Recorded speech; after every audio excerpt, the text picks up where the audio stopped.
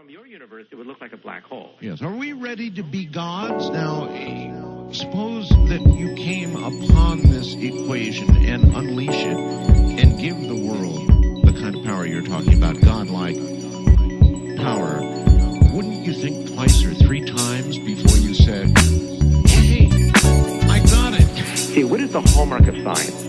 The hallmark of science is that it's reproducible and, in principle, falsifiable. There's no going back, the hands have been dealt. Life is the only wealth, why stop at managing health? Wait till they find out that man is enhancing himself, that we now have the technology to kill cancerous cells. The Cartesian scale, don't care if you went to Harvard or Yale. If you don't fight for the future, you'll be a part of the sale. You wanted to grow up so fast when you was a kid. Now you trying to get back into shape, stay youthful and live. What if I proposed that? Okay, now we're into part 3. Finally, while I was thinking on the certainty of uncertainty, I came across a documentary by that was online by Jacob Bronowski entitled Knowledge and Certainty. And this is part of a 13-segmented series called The Ascent of Man. I think the film goes along with what I've been discussing, and I feel that the film's message was that we can be certain within limits, which Professor Bronowski called the principle of tolerance. And he borrowed this from Heisenberg, which is widely known as the principle of uncertainty. Tolerance is an engineering term in that when parts are manufactured with a certain degree of tolerance, there is a give or take which is incorporated in the product, for it is not possible to make anything to perfect dimensions, not because of human fallibility. However, it's because of the uncertainties in matter and energy itself. In other words, our scientific facts or laws are approximations because of the give or take, that is, the uncertainty that is in matter and energy itself. However, when our approximated truths become a dogma, it is no longer science. It is another religion, which means it is something that binds us in our thinking. And I think that we can be reasonably certain of some things, but understand that the certainty that there are areas of uncertainty and limitations. And so I'm advocating a philosophical position called Fallibilism, which is a doctrine that nothing can be known for certain. That is, there is no infallible knowledge, but there still can be knowledge. As the philosopher Rick Roderick stated it, this means something like this. A fallibilist is a person who passionately believes something, or believes certain things. Some of them can be quite bizarre. But about those beliefs, they believe that those beliefs could be wrong. On the one hand, I understand that we evolve by the will to live, and the more certain we are, the more happier and confident we are, and more inclined we are to pass on our genes.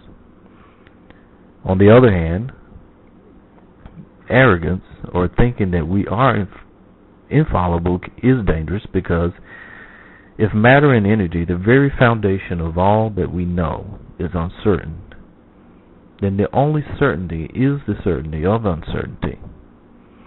That is, the give and take that is innate in the universe. And any ideology that does not allow for this give and take, in my opinion, is dead or static, because it leaves little room for tolerance or the give and take that is innate in the universe. Because of our desires to survive, or as Schopenhauer called it, our will to live, I think The scientific method, that is, wonder, hypothesis, testing, is probably the best method we have at finding what I call an approximated truth. Because built in it is the self-correcting mechanism or system that understands from the get-go that it could be wrong.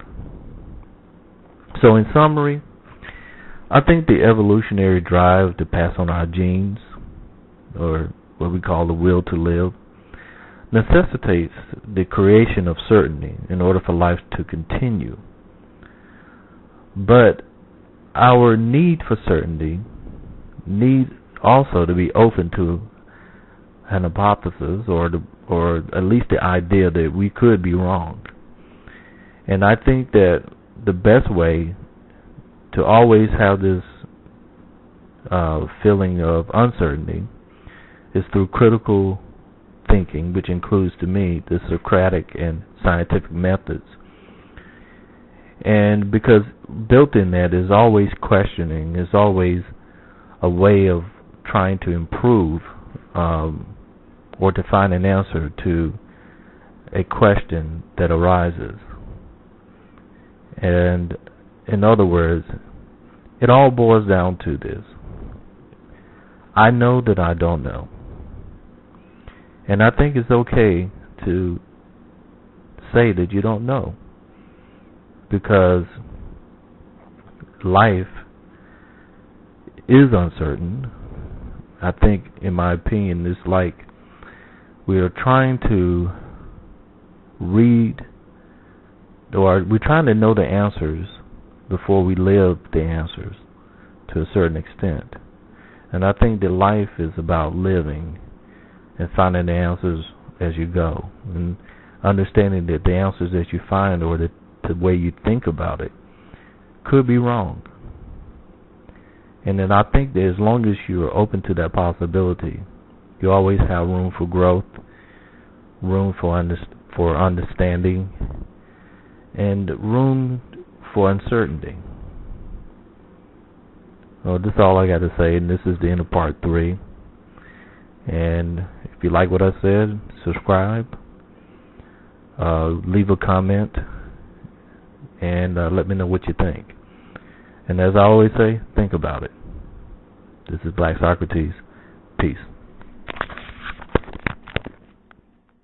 From your universe, it would look like a black hole. Yes. Are we ready to be gods? Now, suppose that you came upon this equation and unleash it and give the world the kind of power you're talking about, godlike power.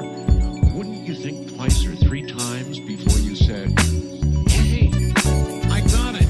See, what is the hallmark of science? The hallmark of science is that it's reproducible and, in principle, falsifiable. There's no going back, the hands have been dealt. Life is the only wealth. Why stop at managing health? Wait till they find out that man is enhancing himself, that we now have the technology to kill cancerous cells.